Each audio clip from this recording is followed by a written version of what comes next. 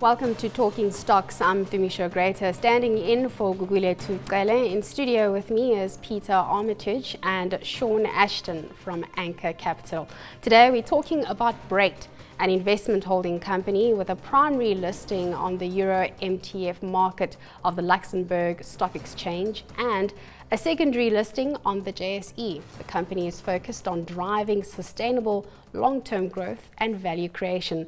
Its investment portfolio consists of sizable unlisted business operating in broad consumer sectors. Gentlemen, thanks for joining me. Let me start with you, Peter. This is a consumer-facing business, but just give us an overview again of Brait.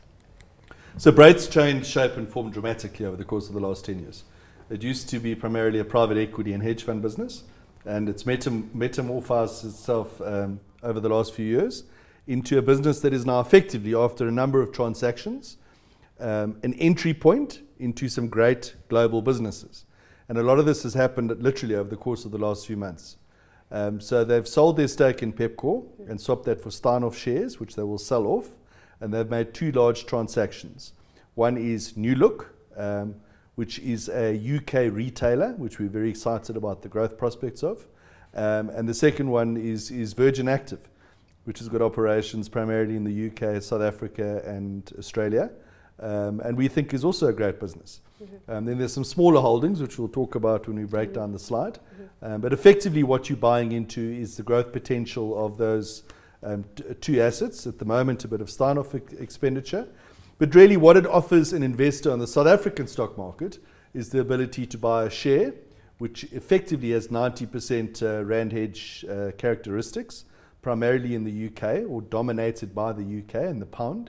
But a great management team. You know, John Noddo, who runs it, who was from the private equity world, has owned or supervised many businesses over the last 20-25 years. So I think they've been, and Christo Wiese is also a big personality behind it and shareholder. And they've focused on creating an investment holding company with some really good businesses in. So yeah, excited about it. Sean, let me come to you. It is a consumer-facing business, and Peter's talking about the fact that it is rand hedged, which is good. The fact that it is consumer-facing, is this not something to be worried about, given our current economic climate? I think that's exactly the point that you raised. This is not a South African business anymore. So we've got to distinguish between our current economic climate in the country and that of globally. And I think when you look at something like New Look, which is probably more than half of our estimates of the value of Brait now, you know, the core base of that business is in the UK, which is a market that we think is actually improving. That economy is starting to come right after a number of years of pretty slow economic growth.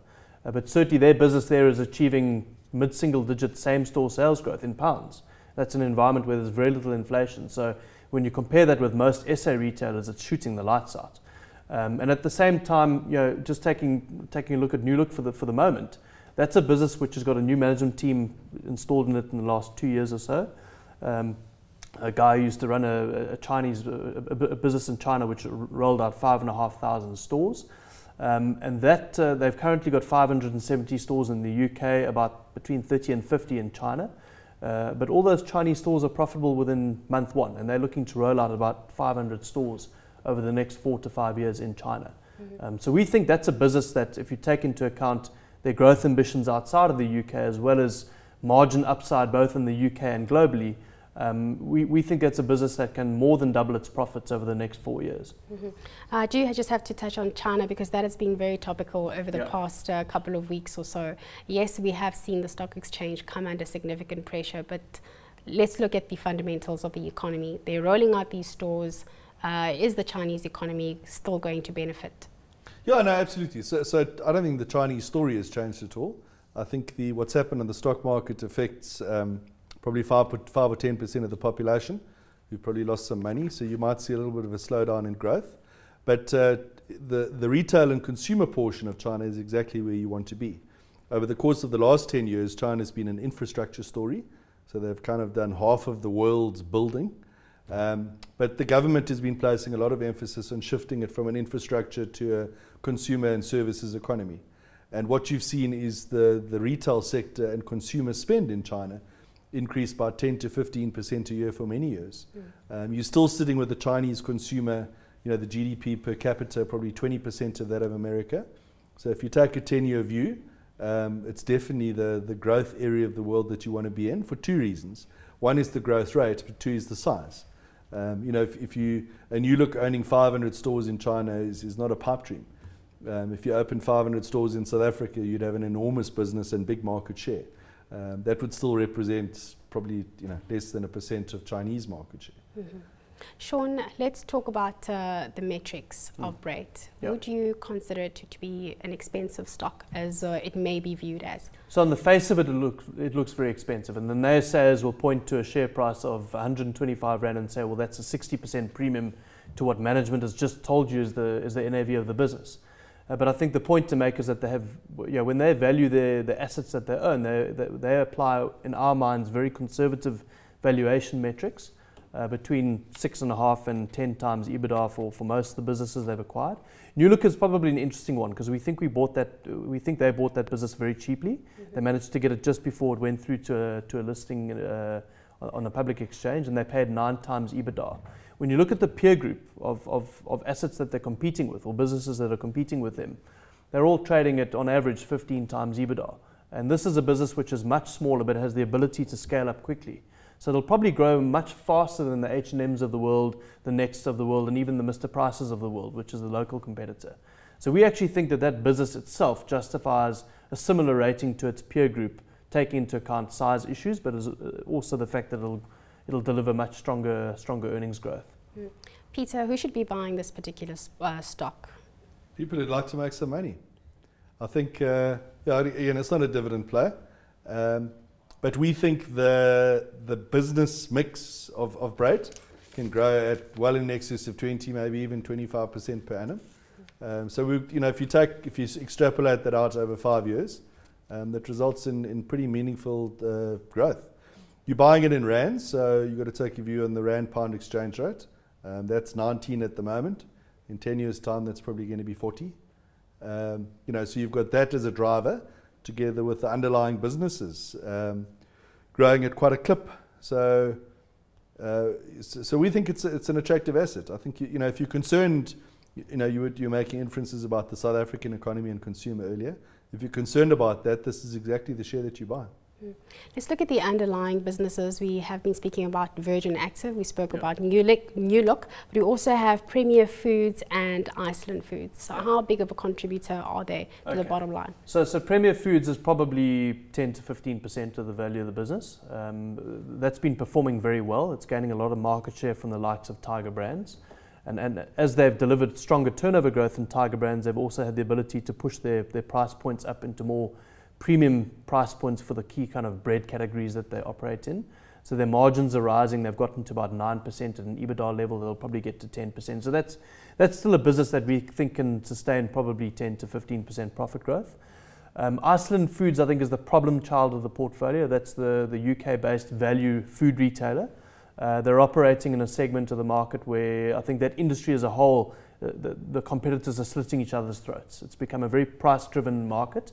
And it's not obvious to me that there's any major winners outside of the deep discounters like Aldi and Lidl. So you've seen Tesco's, Marks and Spencer, Asda, they're all bleeding out from a margin point of view, and Iceland hasn't escaped that. But I think you don't need to worry too much about it because it's only 3% of the value of Brait. So it's become much less of a consideration for a share price driver of Brait than it was in the past. Peter, we've just spoken about all the opportunities that exist there. Okay, Iceland is the problem child, but what are the other potential risks that are facing Brait currently? Well, I think things will change in this business still. You've got about 25% of the value sitting in Steinhoff shares. And they've made it quite clear they've got no intention of hanging on to those. They'll strategically exit them. So they'll probably buy something else, add to this business mix. And I think if you look at the combination of individuals there and what they've been able to achieve to date, we'd back them to do another kind of value-added acquisition. So that's kind of a risk and an opportunity, what they do, and whether you like what they do with that. And then, the key assets are really Virgin Active and New Look. So if the New Look business model, if every business has risks, if management starts guiding the business in the wrong direction or doesn't have the right merchandise, that can be a risk. So, and then I guess if the rand strengthened, if the rand came back to 15 to the pound, that would be negative for the share. And anything can happen in the short term. It's not our central view. But certainly if you buy the share in a 5-year view, I'd be prepared to take quite a big bet with you that the rand would be weaker against the pound than it is today. Well, gentlemen, it's now time for us to find out whether you want to buy, hold or sell the stock.